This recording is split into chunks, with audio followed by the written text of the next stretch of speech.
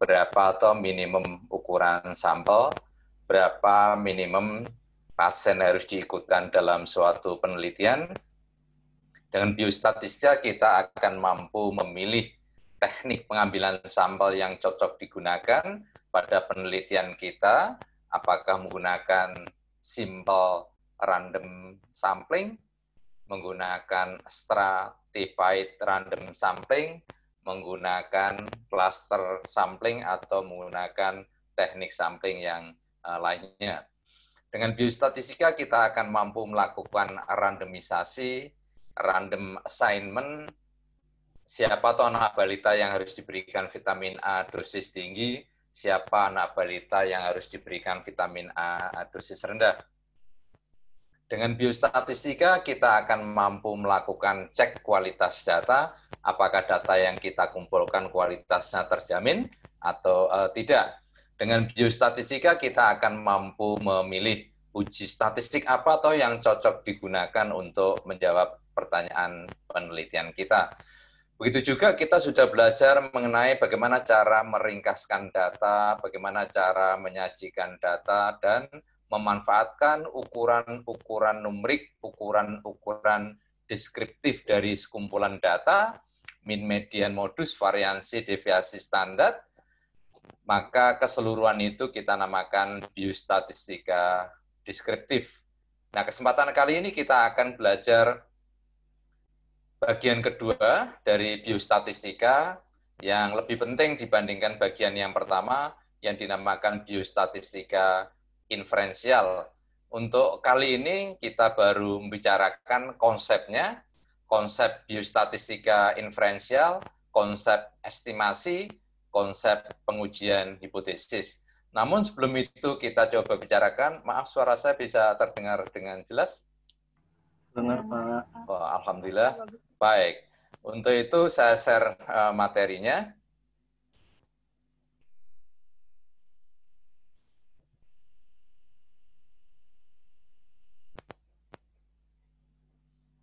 Mudah-mudahan yang ini terlihat di layar monitor Bapak Ibu.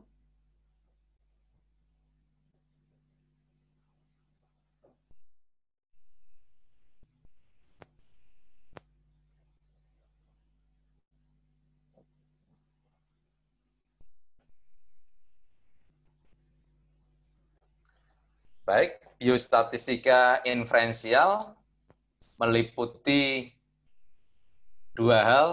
Yang pertama adalah estimasi.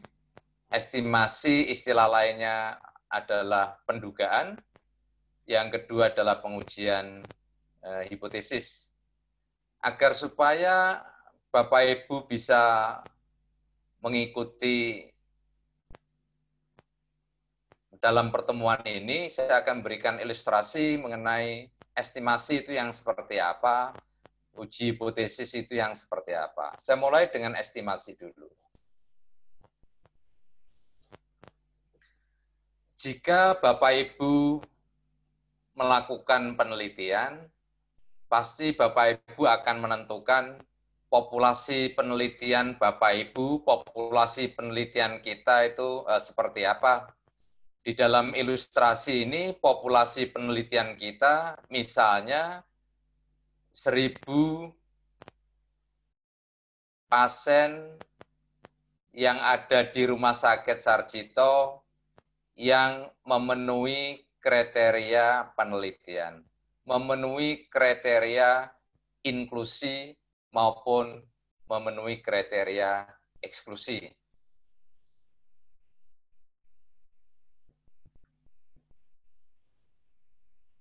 Populasi kita adalah waktu sembuh pasien yang minum obat baru di Rumah Sakit Sarjito yang banyaknya 1.000. Karena yang kita teliti obat baru, namanya saja obat baru, belum ada informasi apa-apa yang kita punyai dari obat baru. Kalau obat standar, obat yang sudah digunakan bertahun-tahun, obat yang ada di pasaran, maka seorang dokter bisa memperkirakan kalau kliennya, pasiennya diberi obat standar, kira-kira 5 hari akan sembuh. Itu kalau obat standar, karena obat standar obat yang sudah digunakan bertahun-tahun, obat yang ada di pasaran, obat yang harganya murah. Tidak kita teliti lagi obat standar, karena sudah tahu, misalnya dapat menyembuhkan pasien dalam waktu 5 hari. Yang kita teliti sekarang ini adalah obat baru.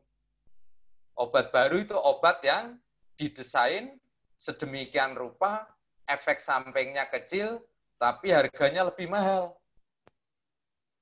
Nah, kalau ada pasien diberi obat baru, itu kira-kira berapa hari akan sembuh? Sekali lagi, obat baru belum ada informasi apa-apa. Justru kali ini, ya, penelitian kita ini, kalau 1.000 pasien diminta untuk minum obat baru, berapa toh rata-rata waktu sembuhnya? Nah, rata-rata waktu sembuh untuk seluruh pasien yang ada di populasi penelitian, ini lambangnya itu mu. Mu itu rata-rata populasi. Ini yang harus kita jawab. Berapa besar? 5 hari kah? 4 hari kah? 3 hari kah?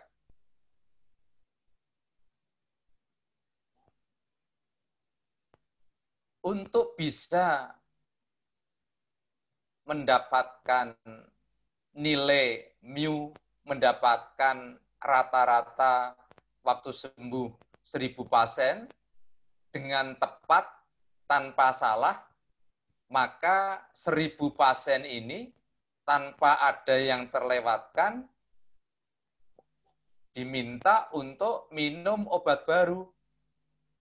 Lalu kita catat pasien yang pertama sembuhnya misalnya 5 hari, pasien yang kedua sembuhnya 4 hari, yang ketiga misalnya 4 hari, seterusnya sampai yang 1.000. Yang 1.000 misalnya 3 hari.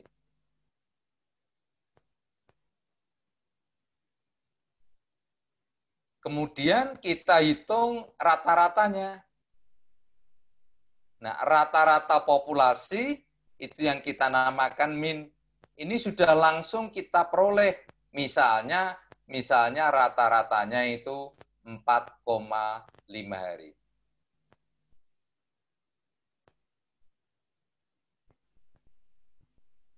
Nah, kalau ini bisa kita peroleh, penelitian ini bisa kita lakukan seperti ini, maka ini hal yang paling tepat, paling bagus, paling ideal. Bapak Ibu tidak perlu melakukan estimasi, tidak perlu melakukan pendugaan, tidak perlu belajar biostatistika. Karena min-nya yang kita inginkan, yang kita butuhkan, sudah bisa kita peroleh. Kemudian konsekuensi apa yang harus ditanggung peneliti kalau penelitiannya melibatkan 1.000 pasien? Umumnya populasi ukurannya tidak hanya 1.000, bisa lebih dari 1.000. Konsekuensi apa yang harus ditanggung? Tentu saja yang pertama, biayanya akan mahal. Waktunya akan lama. Tenaga yang dibutuhkan akan banyak. Peneliti pada umumnya mempunyai 3 keterbatasan tadi. Biaya yang dipunyai terbatas, waktu yang dipunyai terbatas, tenaga yang dipunyai terbatas. Kalau itu menjadi kendala peneliti, menjadi kendala kita, maka biostatistika memberikan solusi tidak perlu meneliti 1.000 pasien yang ada di populasi penelitian ini. Tetapi telitilah beberapa pasien saja. Beberapa pasien dikenal dengan nama sampel.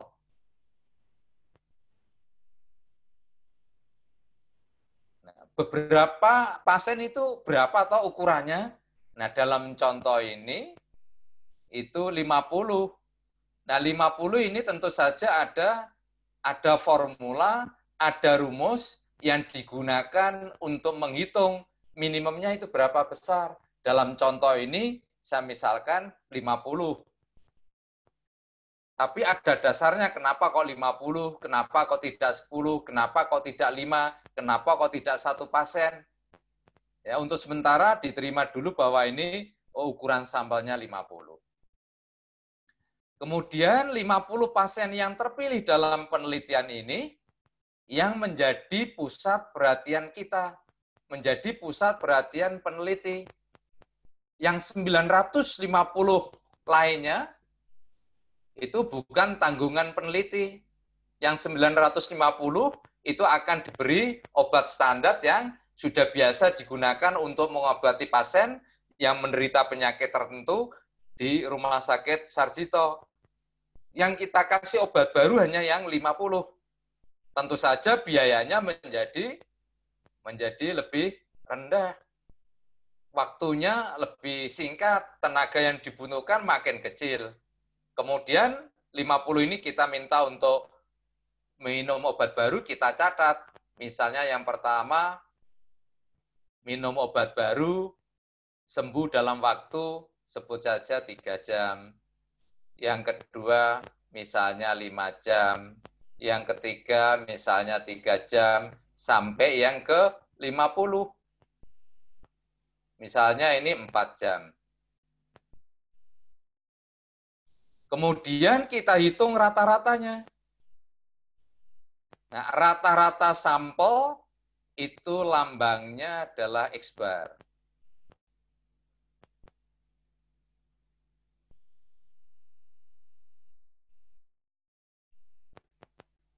Dalam contoh ini, rata-rata waktu sembuh 50 pasien yang minum obat baru yang terpilih dalam penelitian ini, itu 4 hari.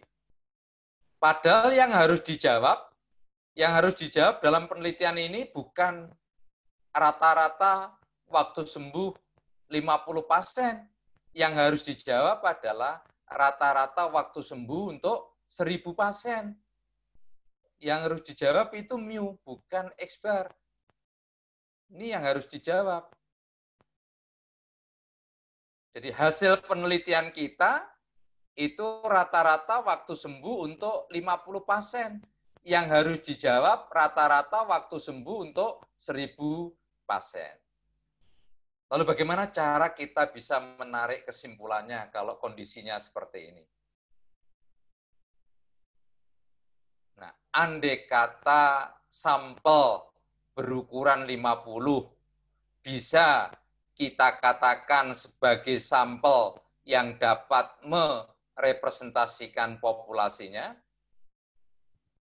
Jika sampel berukuran 50 dapat menggantikan populasinya, tentu saja nilai yang kita peroleh dari 50 mestinya tidak jauh berbeda dengan nilai yang akan kita jawab dalam populasi. Karena apa? Karena tadi sampelnya dapat merepresentasikan populasinya. Sampelnya dapat menggantikan populasi. Maka X bar min sampel dapat menggantikan mu. Dengan konsep itulah maka 4 hari kita gunakan untuk mengestimate, menduga, memperkirakan, meramalkan bahwa rata-rata waktu sembuh pasien yang minum obat baru yang banyaknya 1000 itu ya sekitar 4 hari. Ya sekitar 4 hari. Tidak persis 4 hari. Ya kalau persis Bapak Ibu yang harus diteliti bukan 50 yang 1000. Harusnya 1000 yang kita teliti, tapi yang mampu kita lakukan hanya 50. Maka pasti ini ada kesalahannya, ada errornya. Nah, error atau kesalahan, ya, lambangnya lambangnya E, kadangkala ada yang menyebut D, sampling error, yaitu perbedaan antara min populasi dengan min sampel. Itu namanya errornya. Nah, andai kata min populasinya itu, ini andai kata ya, min populasinya itu 5, kok kita duga dengan 4, maka errornya ini sama dengan 1. 5 dikurangi 4, 1. Andai kata minnya itu 4,5, misalnya ini harusnya 4,5, kok kita duga dengan 4, maka errornya 0,5.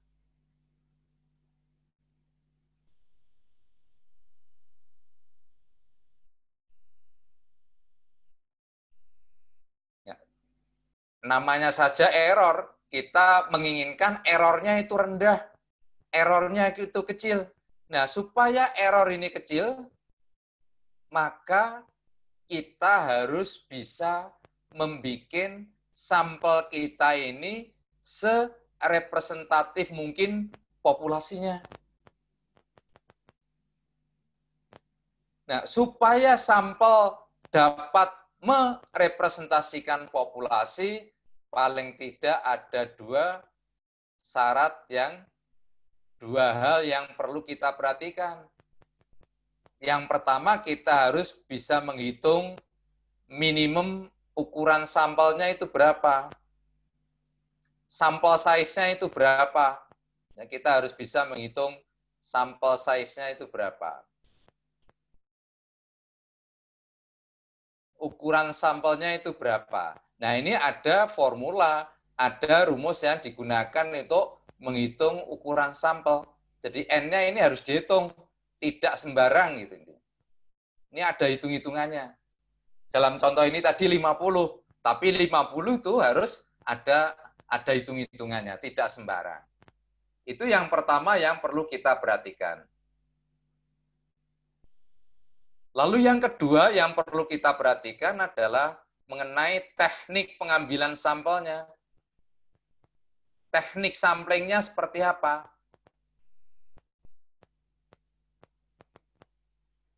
Teknik pengambilan sampel.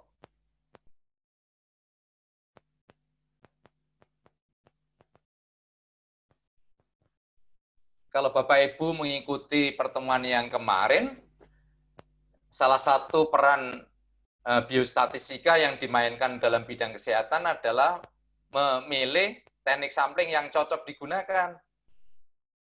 Yaitu kalau kita pakai simple random sampling, maka karakteristik populasinya harus homogen. Lokasi penelitian tidak tersebar secara geografis. Lalu tersedia sampling frame. Itu kalau memenuhi syarat tadi 3 itu, maka simple random sampling. Tapi kalau tidak, kita gunakan teknik sampling lainnya. Nah, dengan memperhatikan kedua hal ini, itu diharapkan sampel kita dapat merepresentasikan populasi.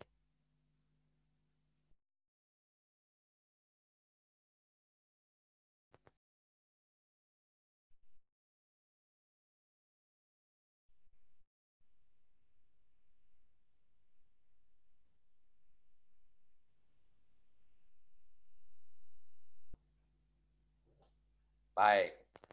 Karena yang kita gunakan untuk mengestimasi ini pakai satu nilai, satu titik, 4 hari digunakan untuk mengestimate min populasi, maka estimasi seperti ini dinamakan estimasi titik. Point estimation. Ya, ini estimasi titik. Menduganya pakai titik. Namanya estimasi titik. Point estimation. Padahal estimasi itu bisa berupa interval. Namanya interval estimation. Pendugaan interval. Nah, kalau estimasi interval, berarti kita harus mencari batas bawah dan batas atas interval. Namanya interval kan ada batas bawah, ada batas atasnya. Dalam contoh saya ini, batas bawah intervalnya 3,5, batas atas intervalnya 4,5.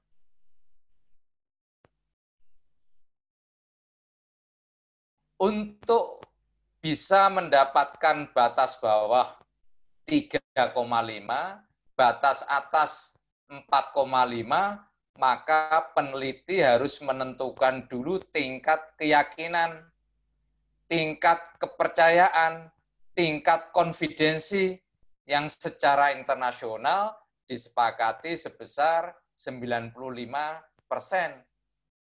Tapi angka ini bukan angka magic turun dari lahar Merapi. Ya, dalam biostatistika punya makna kenapa kok 95%, kok tidak 96%, kok tidak 100%. Makin tinggi tingkat konfidensi, makin bagus penelitiannya. Tapi konsekuensinya ukuran sampelnya akan semakin banyak. Jadi agar supaya ini dapat 3,5 atau 4,5 atau B dan A, ini hanya misal saja ya, lalu kita dapatkan ini, maka interval inilah yang kita pakai untuk menduga, mengestimate, meramalkan bahwa rata-rata waktu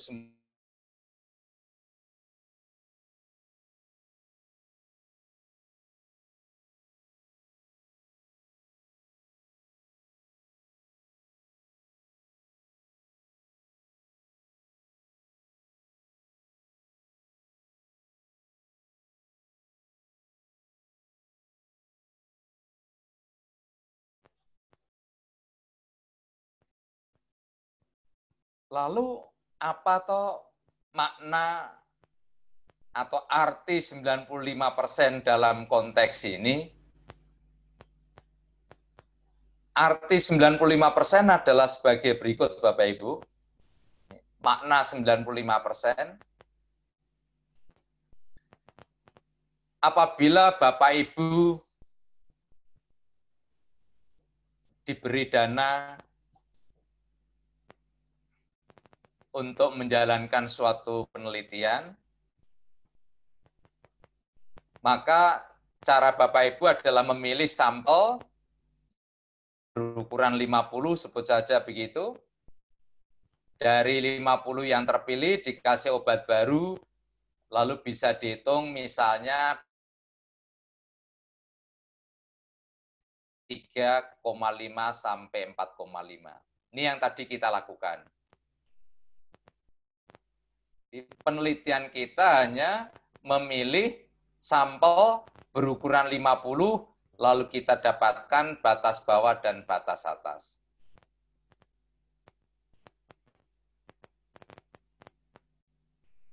Kemudian kalau secara konsep ya, secara teori, kalau sampel berukuran 50 itu kita sampel 50 ini kita ulang berkali-kali, misalnya pilih sampel yang kedua, ini secara konsep ya, secara teori, kita pilih 50 juga, maka akan dapat hasil yang kedua. Misalnya saja dari 4,0 sampai 4,7 misalnya.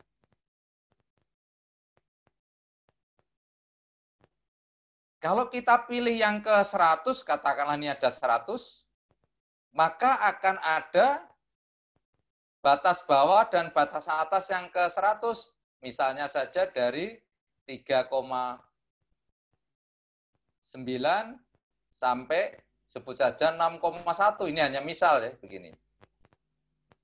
Tetapi dalam praktek kan memang hanya mengambil satu kali yang 100 ini saja. Tapi secara teori, secara konsep, kalau peneliti yang saya lakukan, yang kita akan lakukan satu kali, diulang 100 kali, maka akan ada 100 interval. Ini interval yang pertama, ini interval yang kedua,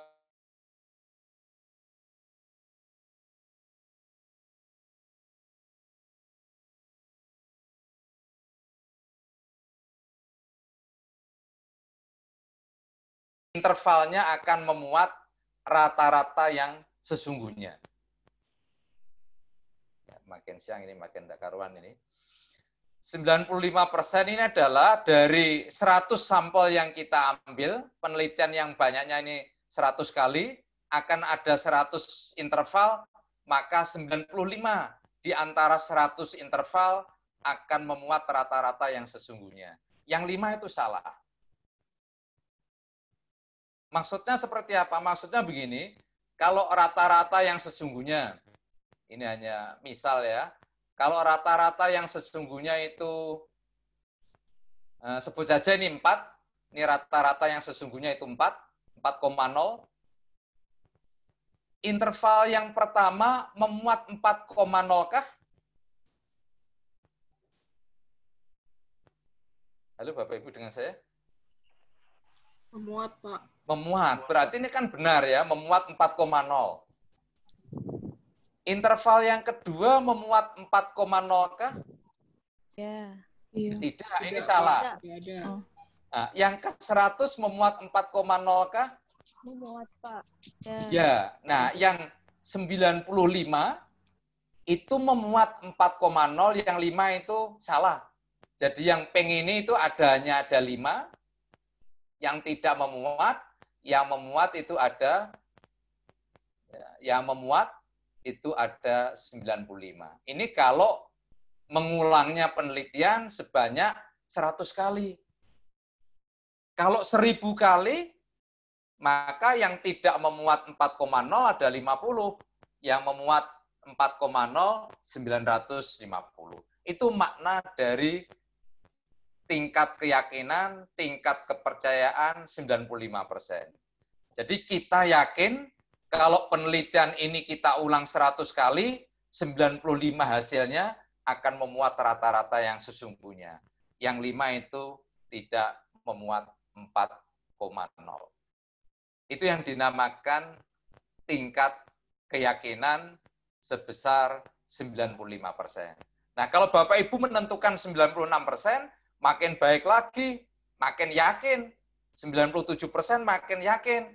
Cuma konsekuensinya ukuran sampel yang dipakai itu akan semakin besar.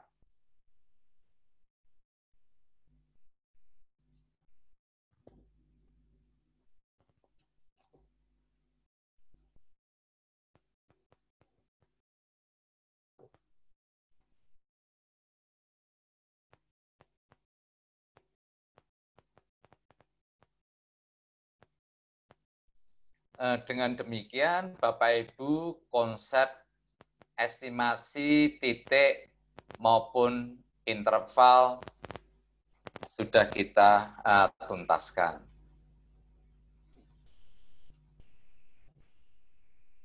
Bagian yang kedua dari biostatistika inferensial adalah konsep dari uji hipotesis. Untuk itu kita coba berikan konsepnya itu seperti apa.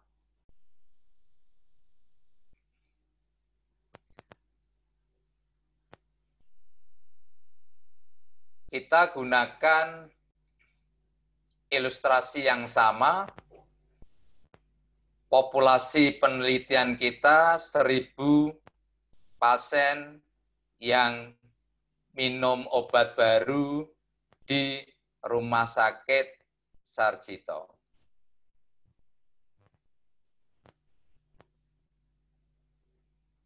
Menurut Bapak Ibu, pengertian hipotesis itu apa toh? Apa toh yang Bapak Ibu ketahui tentang hipotesis? Dugaan sementara, Pak. Dugaan sementara. Baik.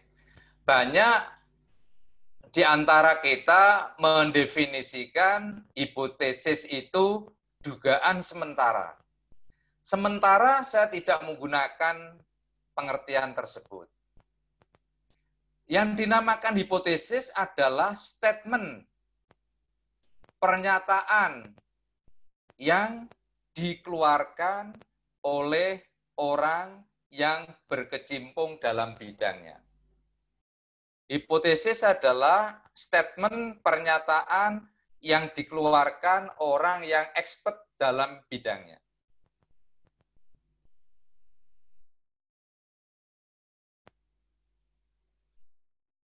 Baik, untuk ilustrasi, untuk contoh kita ini, siapa toh yang berhak memberikan statement, siapa yang berhak memberikan pernyataan, siapa yang berhak memberikan hipotesis mengenai obat baru di Rumah Sakit Sarjito?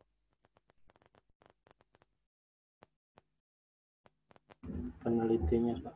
Ya, Ahli bisa peneliti ahli memberikan farmakologi, statement dan seterusnya, tapi saya pilih orang yang punya power saja, yaitu Direktur Rumah Sakit Sarjito memberikan statement pernyataan bahwa rata-rata waktu sembuh pasien yang minum obat baru di Rumah Sakit Sarjito kurang dari 5 hari, yang diberi lambang hipotesis 1, ada yang memberikan lambang hipotesis alternatif HA. Nah, statement direktur sekali lagi, rata-rata waktu sembuh pasien yang minum obat baru kurang dari 5 hari. Ini statementnya, pernyataannya.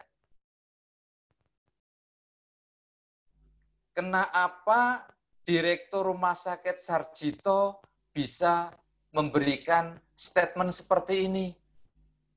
Dasarnya apa? Alasannya apa? Nah, orang yang expert di bidang tertentu memberikan statement, pernyataan, hipotesis, pasti pakai dasar. Tidak sembarang. Lalu kira-kira dasarnya apa toh? Nah, salah satu dasar yang diambil oleh direktur untuk memberikan statement seperti ini adalah pengalaman direktur Rumah Sakit Sarjito selama ini. Sebelum menjadi direktur, sebagai peneliti, sebagai dokter, selalu mengobati pasien yang menderita penyakit tertentu, pakai obat standar, obat yang ada di pasaran, obat yang sudah digunakan bertahun-tahun, obat yang harganya murah. Kalau Bapak Ibu seorang dokter sudah mengobati pasien berkali-kali, bertahun-tahun, memberikan obatnya sama standar, pasti Bapak Ibu kan punya feeling bahwa kalau ada pasien yang seperti ini kondisinya, dikasih obat standar, oh kira-kira 5 hari sembuh. Itu pengalaman direktur, misalnya pengalaman kita seperti itu. Nah, yang diteliti sekarang ini kan bukan obat standar. Kalau obat standar, sekali lagi obat standar, ini tadi misalnya dapat menyembuhkan pasien dalam waktu 5 hari. Nah, sekarang ini yang kita teliti bukan obat standar. Obat standar tidak perlu diteliti lagi. Kenapa tidak perlu diteliti? Karena sudah tahu dapat menyembuhkan pasien dalam waktu 5 hari. Yang kita teliti sekarang ini adalah obat baru. Obat baru adalah obat yang didesain sedemikian rupa, efek sampingnya kecil, tapi harganya lebih mahal. Kalau obat standar yang murah saja dapat menyembuhkan pasien dalam waktu 5 hari, obat baru yang harganya mahal, efek sampingnya kecil, kira-kira menurut Bapak Ibu dapat menyembuhkan pasien dalam waktu? Lebih cepat. Dalam waktu? 4 hari. Kurang dari 5 hari. Pastinya kan kurang dari 5 hari, ya kan lebih kecil kan ya. Nah, itulah dasar alasan yang digunakan direktur untuk memberikan statement, untuk memberikan pernyataan.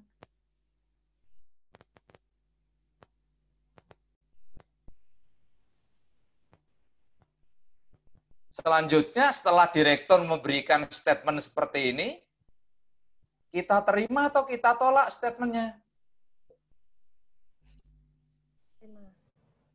Nah, untuk dapat menerima atau menolak statement dari direktur, ya kita perlu melakukan penelitian. Statement direktur ini tadi, statement kita kan baru logika berpikir kita saja. Apakah betul yang ini didukung secara kuat oleh hasil penelitian kita, atau justru tidak didukung secara kuat oleh hasil penelitian kita?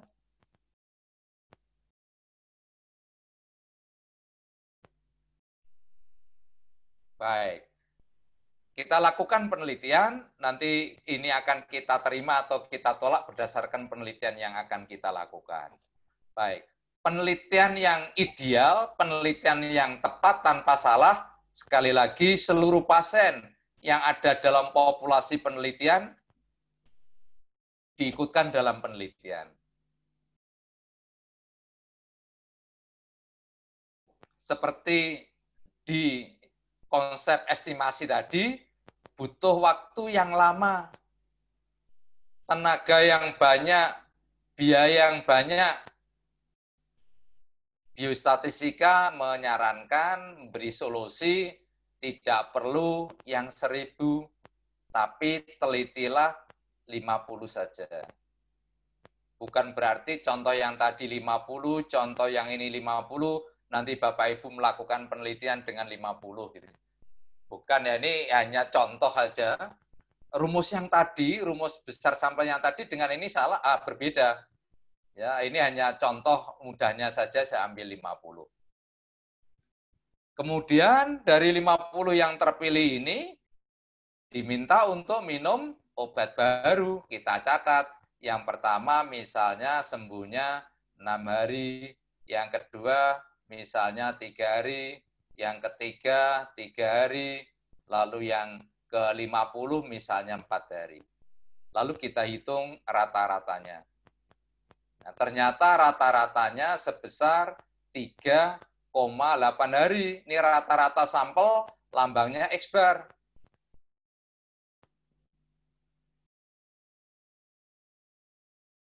Baik, kalau hasil penelitian kita seperti ini, rata-rata waktu sembuh 50 pasien yang minum obat baru 3,8 hari, statement dari direktur kita terima atau kita tolak?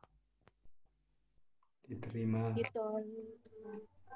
Diterima atau ditolak? Diterima. Diterima. Alasannya apa? Maaf.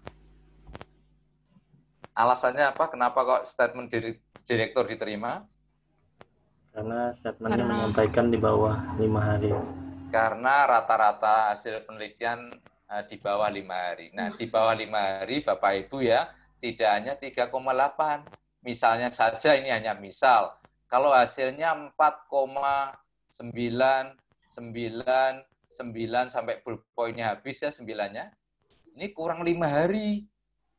Apakah statement dari direktur diterima yang berarti obat baru lebih efektif dibandingkan obat standar? Obat baru 4,9999, obat standar 5 hari, obat baru lebih efektif dibandingkan obat standar? Tentu saja tidak. Jadi tidak cukup dengan hanya mengatakan kurang dari 5 hari. Diterima. Maaf. Jadi tidak cukup dengan hanya mengatakan kurang dari 1,2 hari. Tapi 1,2 hari ini itu beda yang signifikankah?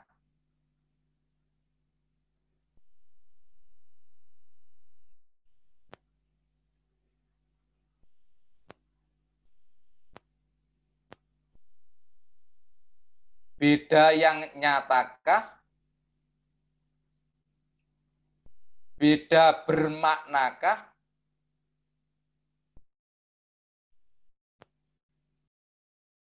Beda bermanfaatkah?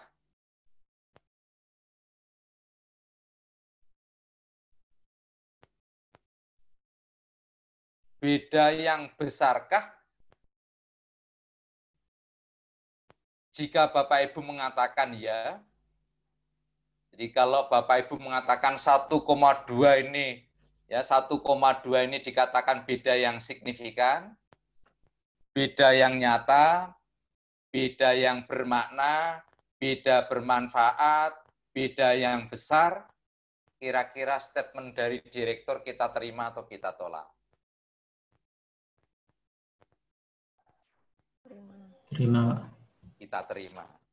Ya, yang berarti, oh memang benar, rata-rata waktu sembuh pasien yang minum obat baru di Rumah Sakit Sarjito kurang dari 5 hari, dengan kata lain, obat baru lebih efektif dibandingkan obat standar. Kalau itu yang terjadi, maka Direktur Rumah Sakit Sarjito bisa membuat kebijakan untuk mengganti obat standar dengan obat baru.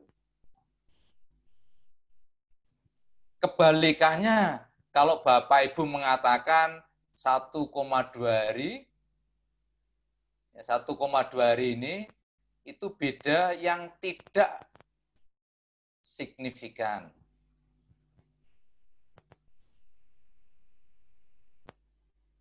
Tidak signifikan. Tidak nyata. Tidak bermanfaat. Tidak besar dan seterusnya, maka statement dari direktur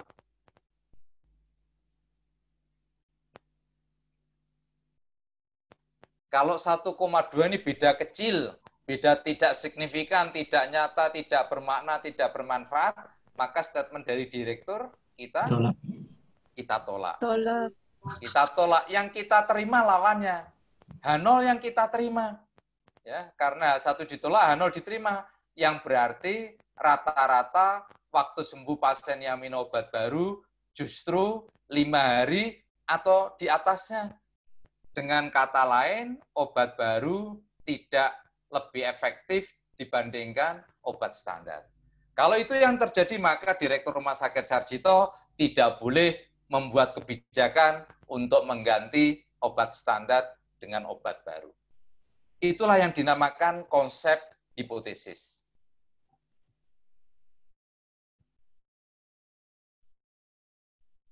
Nah, sekarang permasalahannya adalah bagaimana cara kita bisa tahu 1,2 ini dikatakan beda yang signifikan atau tidak signifikan.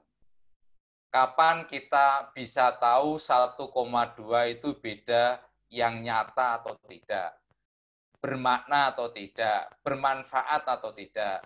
Di dalam biostatistika ini ada 3 cara yang bisa digunakan untuk mengatakan 1,2 itu beda yang signifikan atau tidak. Cara yang pertama,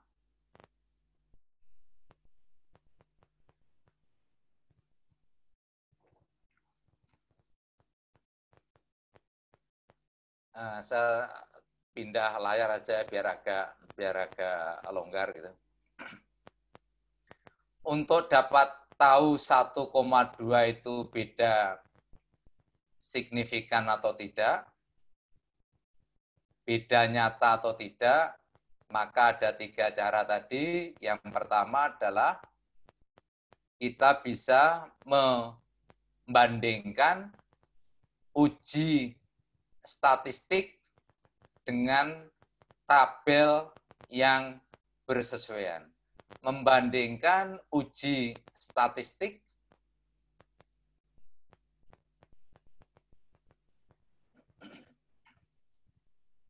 dengan tabel yang bersesuaian.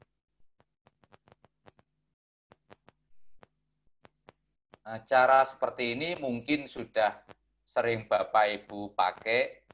Misalnya saja kalau ujinya itu pakai uji T, misalnya ya, pakai uji T, maka dibandingkan antara T hitung dengan T tabel.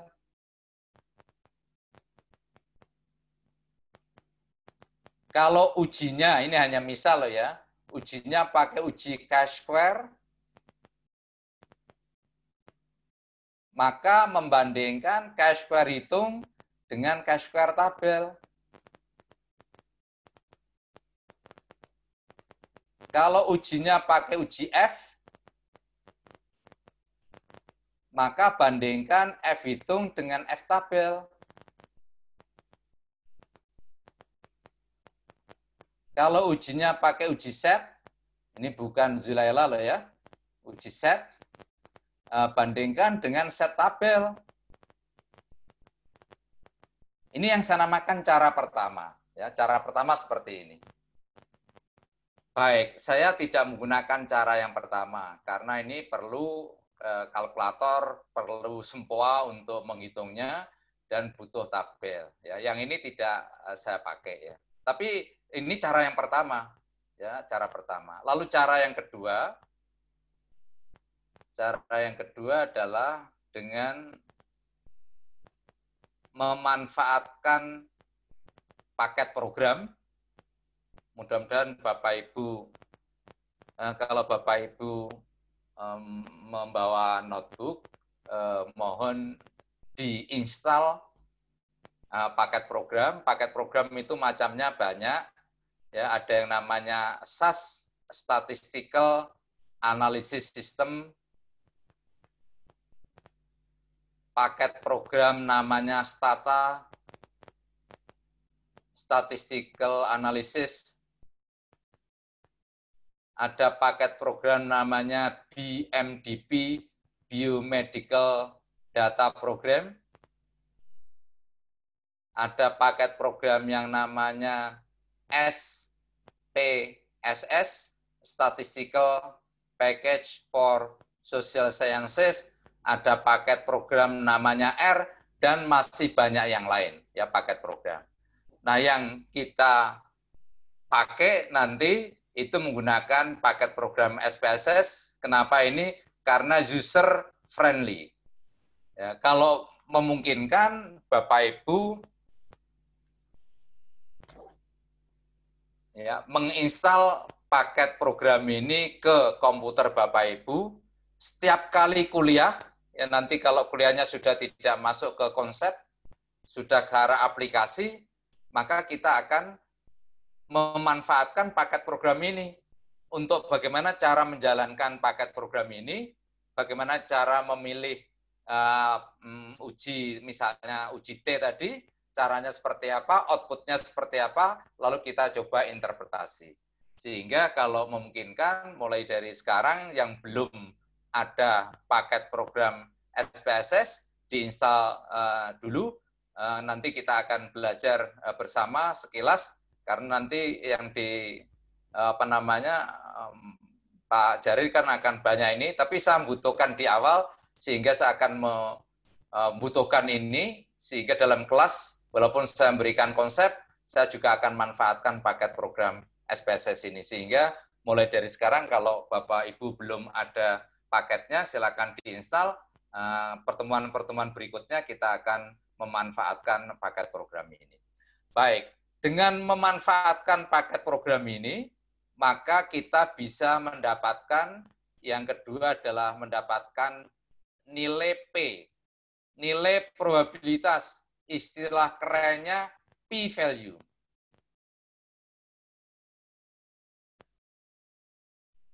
Dengan menggunakan paket program, akan kita peroleh namanya nilai P, nilai probabilitas, nilai signifikansi, P-value, yang ini kita bandingkan dengan besarnya alfa, yang alfa itu ditetapkan di set sebesar 0,05 atau 5%. Ekivalen dengan tingkat keyakinan yang 95% tadi. Kalau tingkat keyakinannya 95%, ekivalen dengan alfanya 5%. Nah, apabila Bapak Ibu sudah sering membaca artikel yang dipublish di medical journal, Bapak Ibu sering menjumpai P-value-nya kurang dari 0,05. Berarti hasil penelitiannya signifikan. Itu ekivalen dengan 1,2 dikatakan beda yang signifikan. Jadi sekali lagi, kalau hasil olahan data kita ini menunjukkan misalkan menunjukkan p-value yang nilainya lebih kecil atau sama dengan 5% atau 0,05,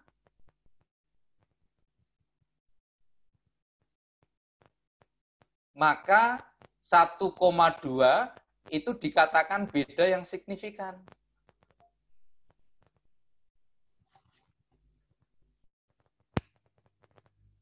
Satu koma dua ini dikatakan beda yang signifikan.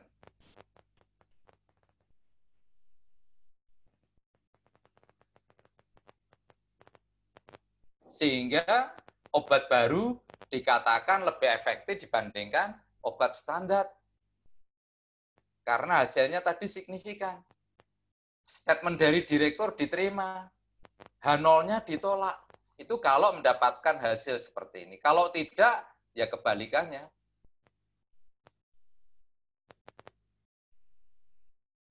Nah, kita akan banyak menggunakan cara yang kedua ini. Tetapi ada cara yang nomor 3 yang lebih punya keuntungan dibandingkan cara yang nomor 1, 2 adalah dengan cara menghitung batas bawah dan batas atas interval. Di sesi awal tadi kita belajar menghitung batas bawah dan batas atas interval. Nah, kedua ini, 2 dan 3 akan kita coba pakai. Yang lebih sering untuk sementara saya gunakan cara yang kedua. Pada saatnya nanti kita akan belajar cara yang ketiga yang lebih punya keuntungan dibandingkan cara yang nomor 2. Yang biasa orang pakai cara yang kedua, tapi sekali lagi cara yang nomor 3 lebih powerful dibandingkan cara yang nomor 2. Baik, itu konsep tadi kapan 1,2 dikatakan beda signifikan atau beda yang tidak signifikan.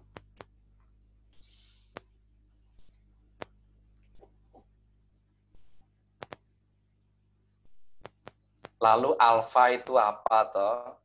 Ya, alfa itu apa toh, kenapa kok ini 5%? Maka saya ulang kembali konsep di depan yang ini. Walaupun ini ore-orean ya, tapi mohon Bapak Ibu perhatikan, alfa itu apa toh? Tapi kok tadi kok 5%? Baik, perhatikan hipotesis ini lagi. Untuk dapat menolak, untuk dapat menerima statement dari direktur, yang kita lakukan ini tadi kan dengan cara menggunakan sampel ini.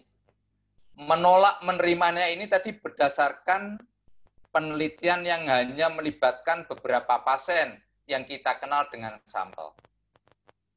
Pasti menyimpulkannya itu dibayangi dengan adanya kesalahan karena menarik kesimpulannya dari sampel. Kalau menarik kesimpulannya dari populasi, itu tidak ada kesalahan sama sekali. Yang di depan tadi saya mengatakan kalau Bapak Ibu mau ideal tanpa salah kan yang 1000 yang kita teliti. Yang kita lakukan ini tadi kan hanya dengan melibatkan 50 pasien yang terpilih dalam sampel. Sehingga menyimpulkannya ini, menerima menolaknya statement direktur, itu dibayangi dengan adanya 2 macam kesalahan yang kita namakan kesalahan tipe 1 dan kesalahan tipe 2. Nah, gimana itu? Kalau misalnya, sekali lagi menyimpulkan ini berdasarkan sampel, kalau 1,2 dikatakan beda signifikan, statement dari direktur kan kita terima. Ekivalen H0 ditolak.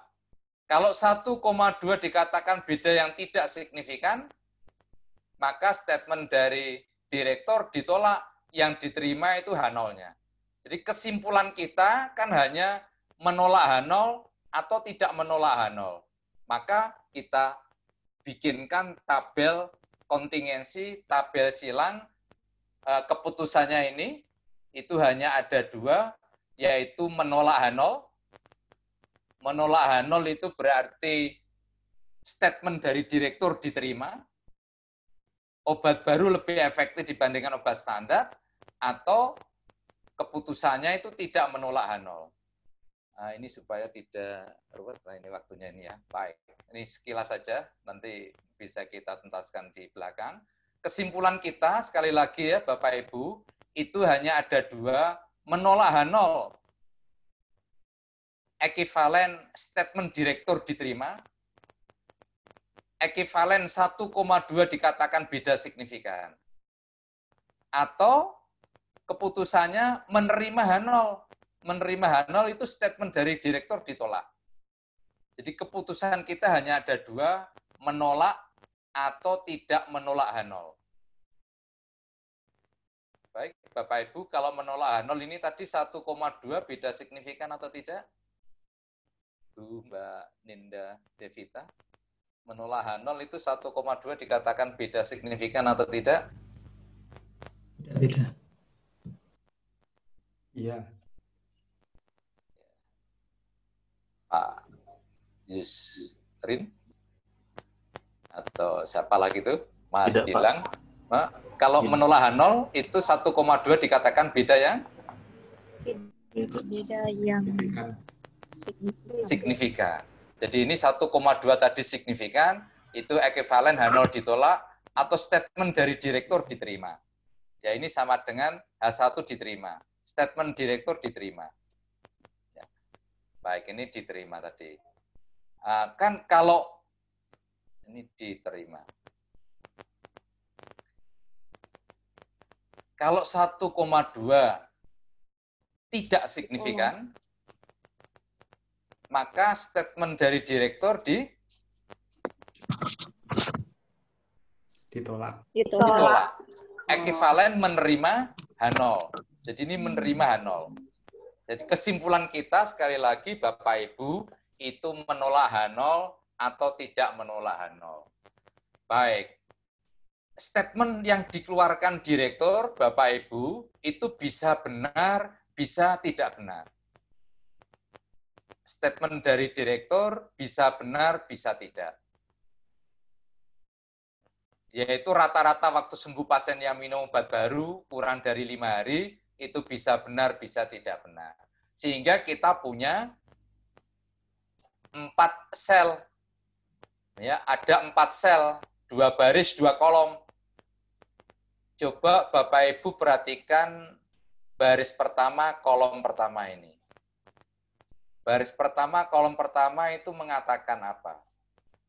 Baris pertama, kolom pertama ini mengatakan kalau kita memutuskan menolak H0 yang kenyataannya H0 benar. H0 benar kita tolak, kita berbuat ya makin siang. Salah. Salah. Salah kan ya? Ya, Nah, ini salah. yang dinamakan kesalahan tipe 1. Probabilitas berbuat kesalahan tipe 1 diberi lambang alfa tadi.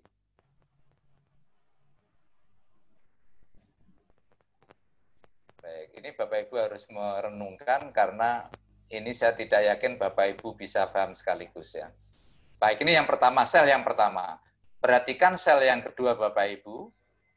Sel yang kedua, kita memutuskan menolak H0 yang kenyataannya H0 tidak benar. H0 tidak benar, kita tolak. Kita berbuat Benar. nah, di jalan yang lurus kan ya. Di jalan yang lurus ini oke-oke saja. Ya. Bukan merupakan suatu kesalahan.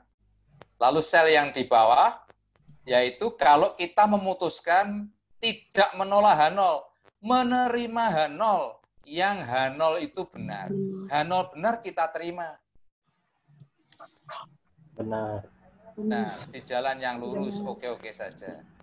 Lalu sel yang terakhir, Bapak Ibu, jika kita memutuskan menerima H0, tidak menolak ya, menerima H0 yang kenyataannya H0-nya itu tidak benar. H0 tidak benar kita terima, kita berbuat Kesalahan yang dinamakan kesalahan tipe 2. Probabilitas berbuat kesalahan tipe 2 diberi lambang beta, Bapak Ibu. Kalau Bapak Ibu pernah belajar menghitung ukuran sampel, pernah dengar istilah namanya power, kekuatan penelitian, itu adalah 1 minus beta. Dengan betanya, itu yang seperti ini. Lalu kalau Bapak Ibu pernah dengar namanya tingkat keyakinan, tingkat konfidensi, yang tadi 95% itu lambangnya 1 minus alfa. Yang ini namanya 1 minus alfa. Yang alfanya tadi 5%. Baik. Kalau dilihat dari seperti ini, saya tidak yakin Bapak Ibu paham. Saya berikan contoh, ya mudah-mudahan ini makin tidak paham ya. Saya berikan contoh supaya makin tidak paham. Contohnya begini, Bapak Ibu, coba perhatikan untuk menutup sesi ini ya. Contohnya begini, kalau ada orang kita curigai berbuat korupsi, ya ada orang yang kita curigai berbuat korupsi, yang berhak memutuskan orang itu benar-benar korupsi atau tidak siapa? KPK. KPK. Hakim, Pak. Hakim. Ya, ini keputusan ini hakim. Saya tulis hakim. Ya, ini hakim. Keputusan hakim itu hanya akan ada 2, yaitu menghukum. Ini menghukum. Atau membebaskan. Kan keputusannya hanya 2, menghukum atau membebaskan orang yang kita curigai berbuat korupsi tadi. Baik. Orang yang dicurigai berbuat korupsi, kalau dibawa ke pengadilan, itu diasumsikan dia tidak salah dulu. Karena ada namanya praduga tidak salah. Jadi orang yang kita curigai berbuat salah, itu kita asumsikan tidak salah. Praduga tidak salah, maka di kolom pertama ini tidak salah. Ini tidak salah. Lalu kolom yang kedua ini salah. Ya, salah ini bukan pemain Liverpool ya. Ya, Muhammad Salah nih di sini misalnya. Baik. Coba Bapak Ibu perhatikan sel-sel ini lagi. Bapak Ibu perhatikan sel-sel ini. Sel yang pertama coba Bapak Ibu perhatikan ya, sel yang pertama. Seorang hakim menghukum orang yang tidak salah. Orang tidak salah dihukum oleh hakim.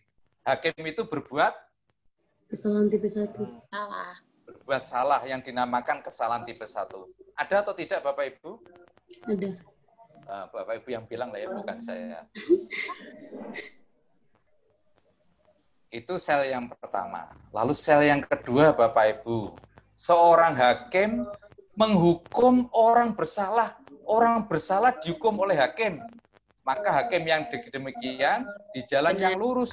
Oke-oke saja. Yang baik seperti ini. Nah, lalu yang sel yang berikutnya adalah seorang hakim membebaskan orang yang tidak bersalah. Orang tidak bersalah dibebaskan. Hakim yang di jalan yang lurus. Lalu yang terakhir, sel yang terakhir, seorang hakim membebaskan orang yang salah. Orang yang salah kok dibebaskan? Maka hakim yang seperti ini berbuat kesalahan tipe 2. Nah, kedua-duanya nih salah ya, alfa dan beta itu kesalahan. Nah, menurut Bapak Ibu, lebih fatal yang mana? Hakim berbuat kesalahan tipe 1 atau hakim berbuat kesalahan tipe 2. Ya, yang lebih fatal yang mana? Hakim berbuat kesalahan tipe 1 atau kesalahan tipe 2. Jawabannya minggu depan. Saya kira itu ya, selama 1 minggu Bapak Ibu perhatikan yang fatal itu yang mana, yang alfa atau yang beta. Begitu juga nanti dalam penelitian di bidang kesehatan. Saya kira itu Bapak Ibu yang bisa kita sampaikan. kesepakatan saya dulu kemarin, ya kira-kira 60 menit, ini sudah melewati itu. Ini yang bisa kita berikan, banyak kekurangannya mohon maaf, agar supaya materi ini bermanfaat bagi kita semuanya, malah kita membaca hamdalah bersama-sama. Alhamdulillahirrabbilalamin. Assalamualaikum warahmatullahi wabarakatuh. Makasih banyak Pak. Waalaikumsalam warahmatullahi wabarakatuh. Makasih banget. Terima kasih.